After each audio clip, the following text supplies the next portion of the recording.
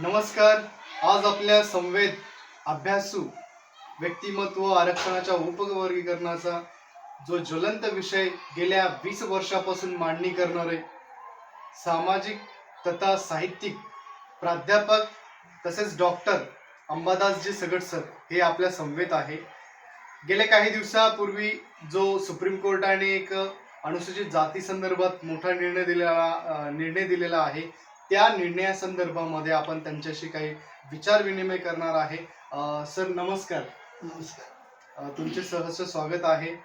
Sir काय सांगाल, सध्या जो 1 ऑगस्टला सुप्रीम कोर्टाने जो निर्णय दिलेला आहे अनुसूचित जाती संदर्भाच्या वर्गीकरणासंदर्भातला निर्णय आहे, याबद्दल तुम्ही काय सांगाल?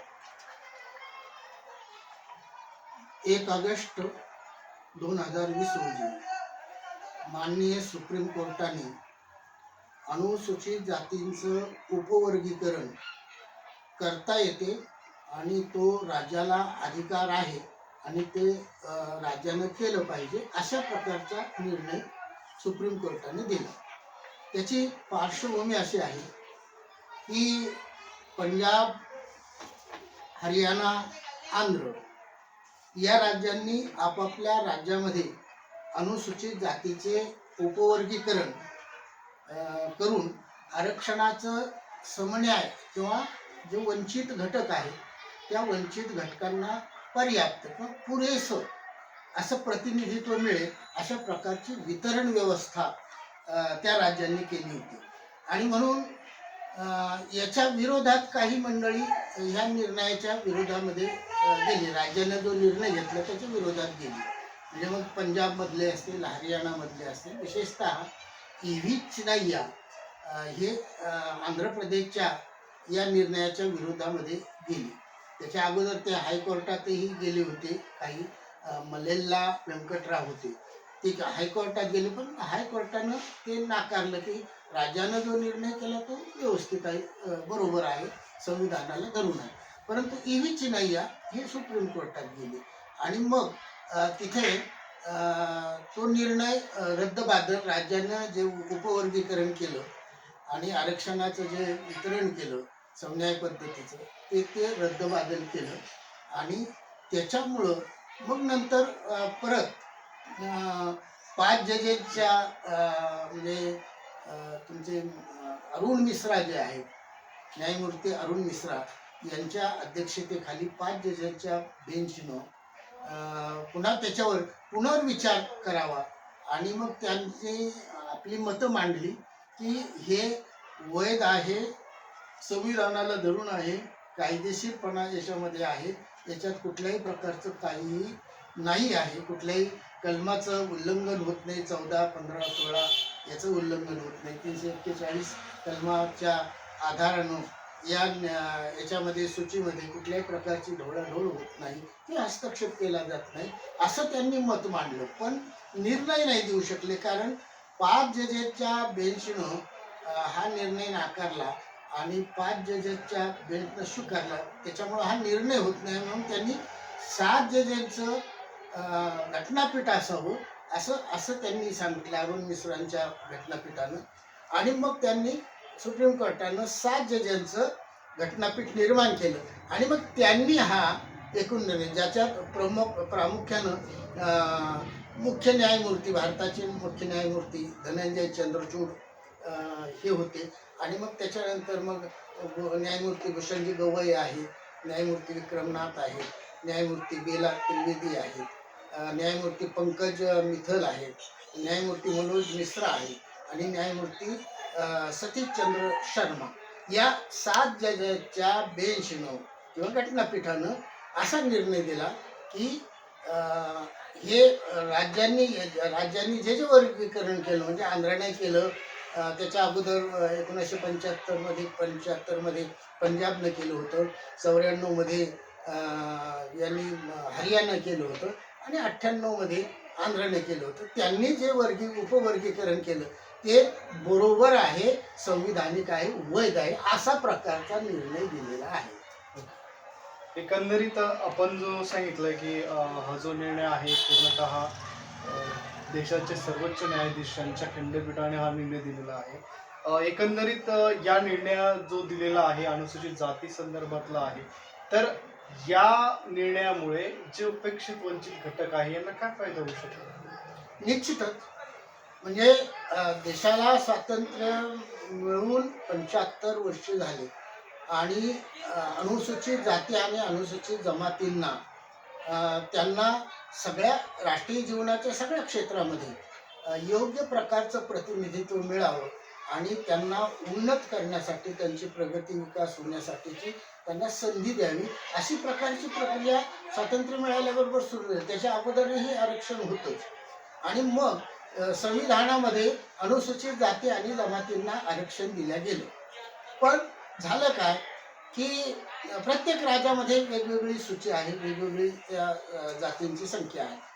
पण झालं काय की या देशातल्या 1264 एवढ्या अनुसूचित जाती आहेत आणि या जातींपैकी या 75 वर्षामध्ये अनुसूचित जाती त्या अगदी बोटावर मोजल्यासारख्या, म्हणजे अगदी 3 ते 4 जाती ज्या आहेत देशातल्या, या जातीनंच या आरक्षणाचा लाभ घेतला आणि तो जवळपास 90-95% लाभ हा या प्रगत आणि प्रबळ ज्या जाती आहेत, पुढारलेल्या ज्या जाती आहेत, या जातींनाच त्याचा लाभ मिळाला.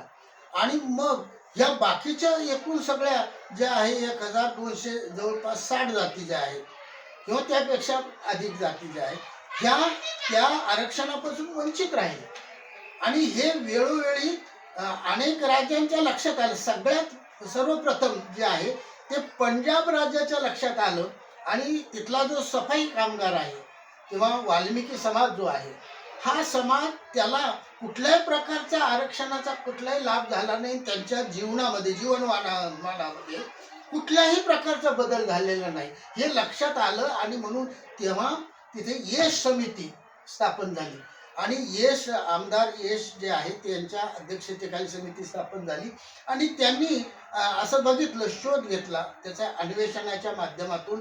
पुढे त्यांनी असं सांगितलं की या लोकांना कुठल्या आरक्षणाचा कुठलाही लाभ झालेला नाही, यांच्या जीवनामध्ये कुठलाही फरक पडलेला नाही, काहीच परिणाम झालेला नाही आणि यांच्यापर्यंत ते पोहोचलेलं नाही. आणि म्हणून तिथं 21% जे आरक्षण होतं, तर त्या आरक्षणातून 5% आरक्षण हे वाल्मिकी समाजाला, म्हणजे सफाई कामगारांना देण्यात यावं, असं त्यांनी शिफारस केली होती. त्याच्यानंतर वृषभान समिती स्थापन केली पंजाब राज्यामध्ये आणि मग त्यांनी हे सगळं जे आरक्षण जे आहे, तर याच्यात वंचित ज्या जाती आहेत, तर साधारणपणे वाल्मिकी आणि मजहबी शीख ह्या 2 जाती आणि त्याच्याबरोबर असलेल्या एकूण 36 काहीतरी जाती असतील. तर ह्या वंचित जातींचा एक गट केला आणि दुसरा गट जो आहे तो चमार, जाटव, रविदास, रामदासी, ओढा अशा प्रकारच्या एकूण 6 जाती त्या आणि 36 जातींचा हे उपेक्षित जातींचा, असे अ आणि ब मध्ये त्याचं विभाजन केलं. आणि त्यांच्यासाठी जे आरक्षण होतं त्या एकूण आरक्षणाचं 50% अ गटाला, 50% ब गटाला असं विभाजन केलं. तसंच 94 मध्ये पंजाबमध्ये, हरियाणामध्ये केलं. आणि 98 मध्ये पी रामचंद्र राजू आयोग स्थापन केला चंद्रबाबू नायडू सरकारने. आणि त्या आयोगानं अशी शिफारस केली की याच्यामधल्या ज्या वंचित जाती आहेत यांच्यापर्यंत आतापर्यंत आरक्षणाचा कुठलाही लाभ मिळाला नाही आणि या राज्यामध्ये केवळ एका जातीनं त्या सगळ्या आरक्षणाचा ज्या प्रगत आहे, प्रबळ आहे, पुढारलेल्या जात आहे, त्यांनीच तो लाभ घेतलेला आहे. आणि म्हणून त्याचं त्यांनी अ ब क ड असं वर्गीकरण केलं. म्हणजे अ मध्ये रेल्ली नावाची जात आहे, ते तिच्यापर्यंत काहीच पोहोचलेलं नव्हतं. ब मध्ये मादिगा नावाचे, जो महाराष्ट्रातला मातंग जसा आहे तो तशी ती जात आहे, त्या मादिगा जात ब केले. आणि ड मध्ये माला, जी प्रगत जात तिथलं होती.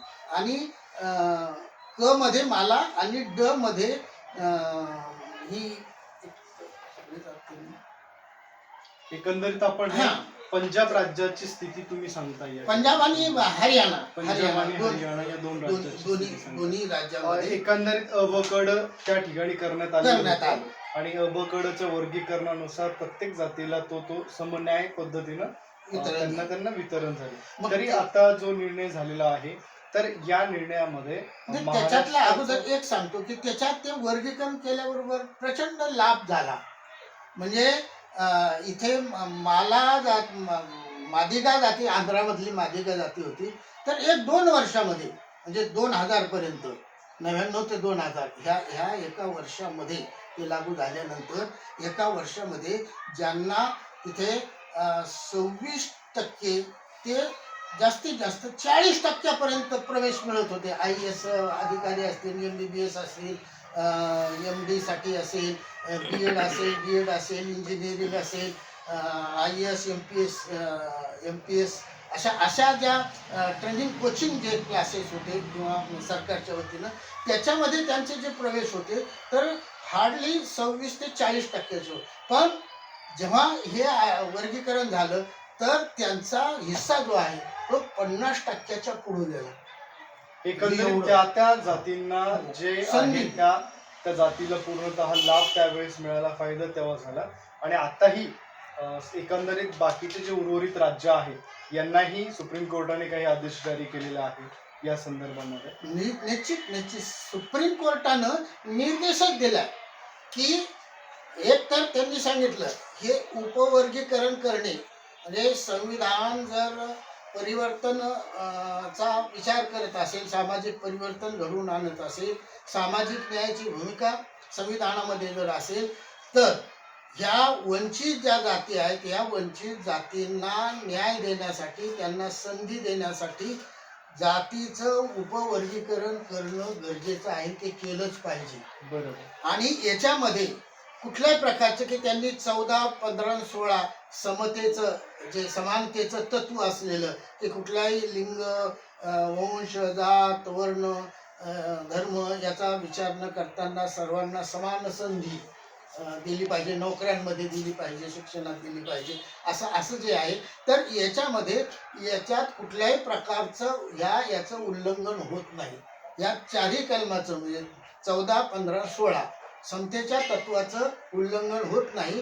कारण सुप्रीम कोर्टाने न्यायमूर्ती चंद्रचूडांनी तर असं म्हटलं की ह्या समतेच्या तत्वाचा पालन करत असताना ही जातीमध्ये असलेली विषमता जी आहे ती ग्राह्य धरता येणार नाही. ती कुठं समता म्हणून मान्य करता येईल का?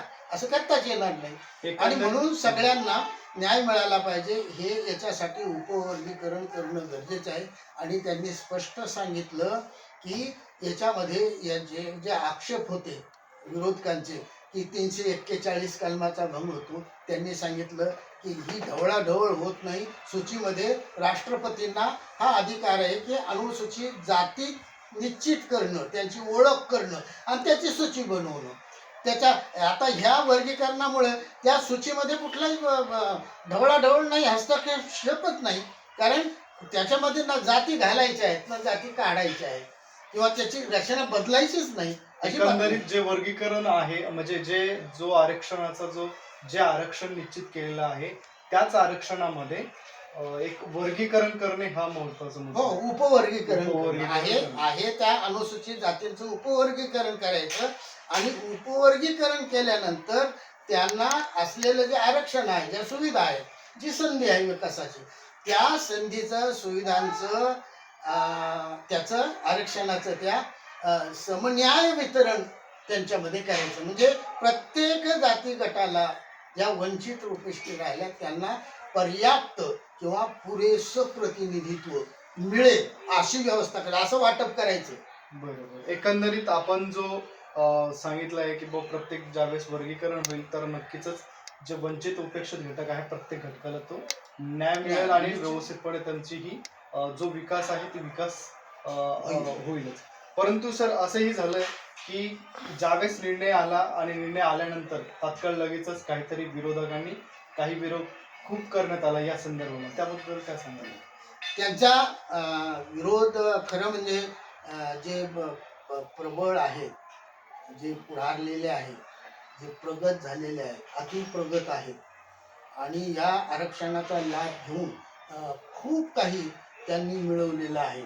असेच माणसं, असेच काही लोक याला विरोध करतायत.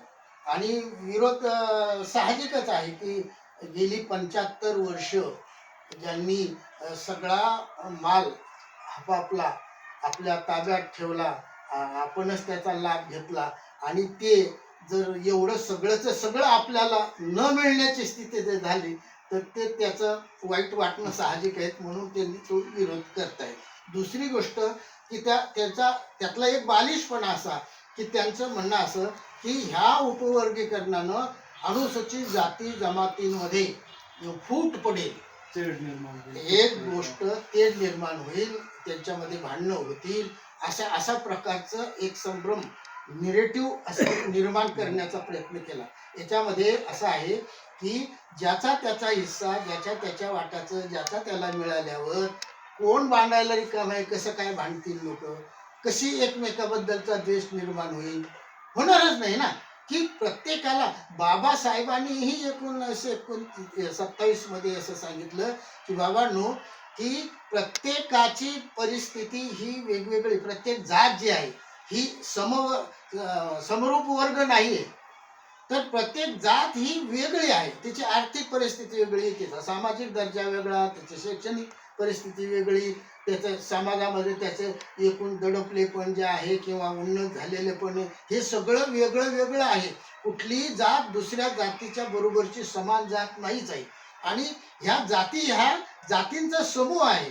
या समूहामधल्या असलेले समूह गट जे वेगवेगळे जाती गट जे आहेत ते सगळ्या दृष्टीनं वेगवेगळे आहेत, भिन्न आहेत. आणि म्हणून या प्रत्येक जातीला बाबासाहेब असे म्हणाले की ज्याचा त्याचा वाटा ज्याला त्याला दिला तर आपसामध्ये कलुषता निर्माण होण्याचं कारण उरणार नाही, बाबासाहेब म्हणाले. आणि तसंच आहे की एकमेकामध्ये फूट पडणारच नाही, अजिबात नाही. उलट एक संघ होती, सगळे एकत्रित त्यांची सगळ्यांना मिळालं ज्याच्या त्याच्या, आणि एकच जात ती घेत राहिली, तेच ओरबडत राहिली आणि बाकीचे नुसते त्याच्याकडे नुसते टकामका बघत राहिले तर द्वेष निर्माण होणार नाही, भांडणं होणार ना. हे आमचा हिस्सा, आम्हाला आमच्या बापाची सगळी कमाई आहे आणि आमच्या बापाच्या कमाईतला प्रत्येकाचा, ज्याचा साऱ्या भावांचा ज्याचा त्याचा हिस्सा आहे, तो ज्याचा त्याचा हिस्सा मिळाला की भांडण कशाला होतील. एकाच भावनं बळकून घेतलं, भांडण नाही होणार, तोडतील त्याला, मारामाऱ्या होतील. बरोबर. एकंदरीत आपण जर बघितलं तर राज्याचं तुम्ही स्थिती सांगितली, पंजाब आहे, हरियाणा आहे, या प्रत्येक राज्यामध्ये विविध प्रमाणे वर्गीकरण करण्यात आले, तरी आता एकंदरीत महाराष्ट्राची या संदर्भात काय भूमिका आहे, काय स्थिती आहे? आता कसं आहे की ज्या राज्यांमध्ये वर्गीकरण होतं, पूर्वी होतं, ते वाईट ठरवलं की त्यांचे आता बरोबर आहे, हे रास्त आहे आणि संविधानाला धरून आहे, त्याच्यामुळं त्या राज्यामध्ये ती प्रक्रिया पुन्हा सुरू होईल म्हणजे फार काही त्यांना अडचणीचं नाही, कारण अगोदरच त्यांनी केलेलं होतं आणि ते आता सुरू होईल. आता ह्या 3 राज्याव्यतिरिक्त म्हणजे काही तमिळनाडूमध्ये ते झालं होतं, अरुंधती च्या ह्या जातीसाठी त्यांनी स्वतंत्र 3-3.5% आरक्षण वेगळं दिलं होतं. तर पण ज्या राज्यांमध्ये ही प्रक्रिया सुरूच नव्हती, त्या राज्यांमध्ये सुप्रीम कोर्टाने स्पष्ट संकेत दिलेले आहेत किंवा निर्देश केलेले आहेत की तुम्हीही तुमच्या राज्यामध्ये अनुसूचित जातींमध्ये अंतर्गत उपवर्गीकरण करावं आणि त्यांच्यासाठी असलेल्या सुविधा, आरक्षण, संधी जे असेल ते पर्याप्त पद्धतीनं त्याचं वाटप केलं पाहिजे सगळ्यांना न्याय मिळण्यासाठी. आता महाराष्ट्रामध्ये आपण आता फक्त की राज्याला ते करायला सांगणे, म्हणजे तसं सुप्रीम कोर्टाने निर्देश दिलेला आहे की हे तुम्ही केलं पाहिजे. आता आपण आग्रह करणे की हे राज्यानं हे केलं पाहिजे. आणि मग महाराष्ट्रामध्ये राज्याला आता त्यांनी त्या आपल्या निकालामध्ये आणि दुसरी गोष्ट असं म्हटलंय की सामाजिक व आर्थिक मागासलेल्या जाती गटांना वेगळे आरक्षण देण्याचे प्रावधान करता येते, ते राज्यानं केलं पाहिजे. सामाजिक व आर्थिक आकडेवारीच्या आधारे उपवर्गीकरणाच्या स्थितीचे विश्लेषण करावे लागेल. ते राज्याला करता येईल.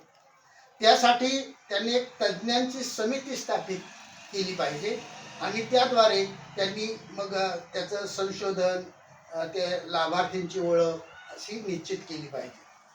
त्यानंतर पुन्हा त्यांनी सांगितलं की अनुसूचित जातीतील कोणत्याही जातीला किंवा जाती गटाला आरक्षणातील वाटा निश्चित करण्याअगोदर त्याच्या हिस्साच्या किंवा वाट्याचा सबळ डेटा, म्हणजे ज्याला एम्पिरिकल डेटा असं म्हटलं जाते, तो सबळ डेटा अगोदर हवाय, तो राज्यानं केला पाहिजे. आणि त्यातली परत एक गोष्ट सांगितली किंवा कुठले उपवर्गीकरण केल्यानंतर कुठल्या एका गटाला त्या जाती समूहासाठी असलेलं 100% आरक्षण कुठल्या एका गटाला देता येणार नाही. अशा प्रकारचे आणि अशा प्रकारचे आता असा निष्कर्ष कसा आहे याच्यामधला की पंजाब, हरियाणा आणि आंध्र प्रदेश या राज्यांनी आपापल्या राज्यात अनुसूचित जातींचे जे उपवर्गीकरण केले आहे आणि जी आरक्षण व्यवस्था निर्माण केली आहे ती वैध आणि संविधानिक आहे असं चक्क सांगितलं. त्याच्यानंतर अशा उपवर्गीकरणामुळे संविधानाच्या अनुच्छेद 341(1) च्या राष्ट्रपतीच्या अनुसूचित जाती ठरवण्याच्या व सूचीबद्ध करण्याच्या अधिकारात कुठलीही ढवळाढवळ होत नाही. त्यानंतर त्यांनी एक आपल्याला निष्कर्ष असा काढता येईल की कोणत्याही वर्गाच्या पर्याप्त प्रतिनिधित्वासाठी उपवर्गीकरण करण्याचा व आरक्षणाची पुनर्वितरण व्यवस्था निर्माण करण्याचा राज्याला पूर्ण अधिकार आहे आणि राज्याला उपवर्गीकरण करण्यास प्रतिबंध होईल असे संविधानाच्या 14, 15, 16 आणि 341 अशा या अनुच्छेदात काहीही नाही. आणि अशा प्रकारच्या संकेत हे राज्याला करावं लागेल, म्हणजे करणं भागच आहे. सगळ्या राज्यांना संकेत दिले, ज्यांच्याकडे होतं तर त्यांना ते सुरू आहे. आणि आता असं ह्या मार्ग जे आहे हे याचा काही फायदा नाही. 300 म्हणजे हे 7 जजेसच्या बेंचनं दिलेला निर्णय आहे आणि हा सर्वात मोठा निर्णय आहे. सर्वात मोठ्या बेंचनं हा निर्णय दिलेला आहे. त्याच्यामुळं ही जी प्रगत जाती आहेत या काही म्हणतील तर त्याला फारसा अर्थ नाही. याच्यामध्ये कोणाचं भांडणं होणार नाही, उलट एकोपा होईल. एकमुष्टपणे भावंडासारखे हे लोक वागतील, ज्याचं त्याला मिळाल्यानंतर एकमेकाबद्दलचा द्वेष भावना संपेल आणि यांचं जे म्हणणं होते तर ते सुप्रीम कोर्टाने सगळं नाकारलेलं आहे. आता यातला विषय असा आहे की ह्या मंडळीचे की न्यायमूर्ती भूषण गवई यांनी क्रिमिनियर लावावं, म्हणजे इंदिरा सहानीचं जे प्रकरण आहे त्याचा बी या निर्णयाशी संबंध आहे. इंदिरा सहानीचं 92 मधलं जे प्रकरण आहे ते त्याच्यामध्ये त्यांनी याच्यामध्ये ओबीसी मध्ये क्रिमिनियर लावलं पाहिजे. पुन्हा त्यांच्या त्या पदोन्नतीमध्ये आरक्षण देता कामा नये. एकदा भरतीसाठी नियुक्तीसाठी आरक्षण दिलं की त्यात म्हणजे पदोन्नतीसाठी आरक्षण देता कामा नये असं ते ओबीसी साठी. आणि तसंच त्याच आधारानं न्यायमूर्ती भूषण गवईंनी सांगितलं की अनुसूचित जातीतल्या जो दोन पिढ्या ज्यांचं आरक्षण घेऊन प्रबळ झाले, गब्बर झालेत, सगळ्या याच्यामध्ये ती उन्नत झालेली आहेत, अशा लोकांना आर्थिकदृष्ट्या प्रबळ झालेल्या लोकांसाठी क्रिमिलेअर हा लावलं पाहिजे. आणि ते तशी त्यांनी सूचना केली, तसं मत मांडलं. त्यांच्या मताला अजून तिघांनी संमती दिली की आम्ही त्याचं समर्थन करतो.